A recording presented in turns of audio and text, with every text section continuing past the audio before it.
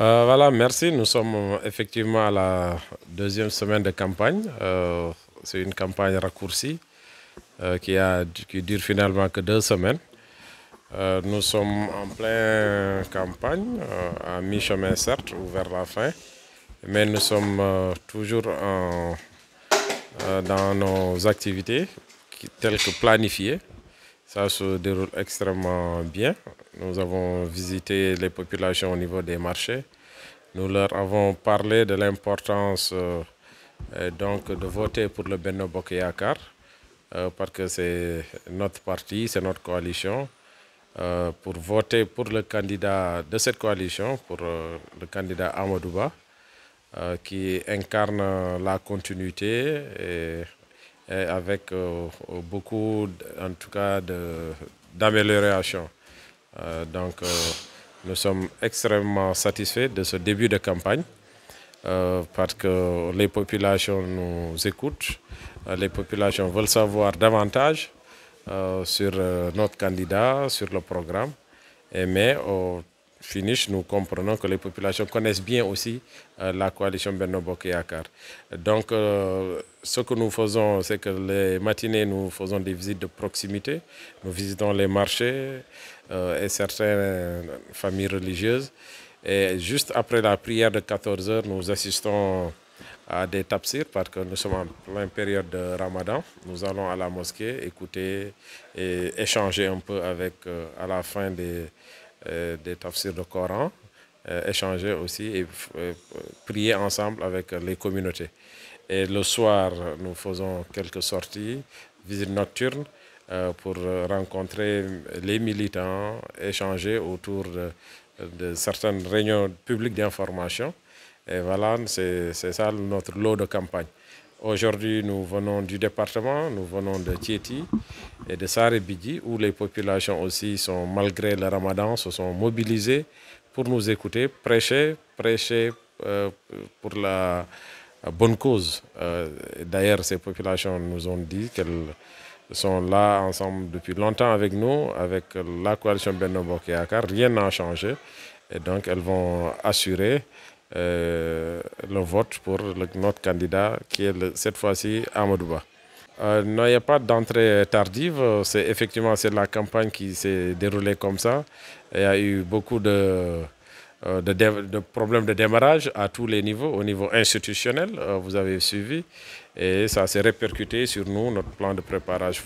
Est-ce qu'on va y aller? Est-ce qu'on ne va pas y aller? Quand? Comment?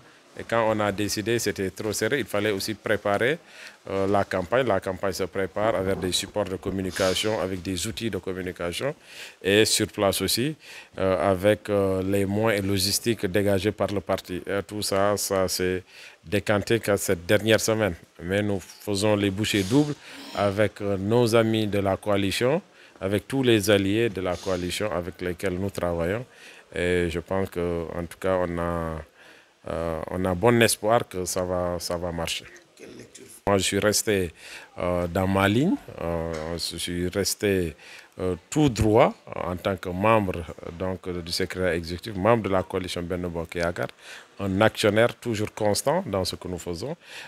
Nous avons contenu cette colère des jeunes, mais on les a tous dit qu'on se mobilise pour le Benno Bokk Yakaar et tout est rentré dans l'ordre.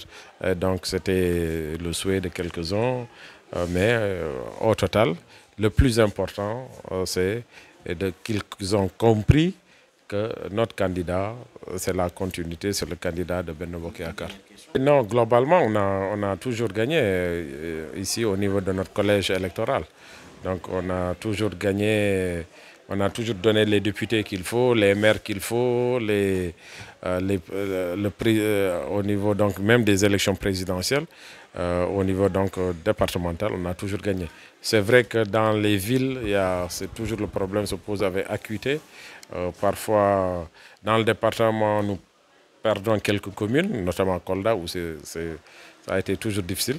Alors cette fois-ci, nous pensons que aussi les jeunes ont compris que voilà, entre les candidats, il n'y a pas photo. Je pense que nous misons sur la stabilité. Jusque-là, quelles que soient les difficultés du pays, le pays est quand même stable. le pays progresse en termes de croissance économique. En termes quantitatifs, ça progresse. En termes qualitatifs, il y a des améliorations. Certes, tout n'est pas rose, mais il y a des progrès extrêmement importants durant ces 12 dernières années. Et je pense que c'est sur ce bilan que nous allons nous appuyer. Et pour convaincre les jeunes, il ne faut pas aller dans l'aventure.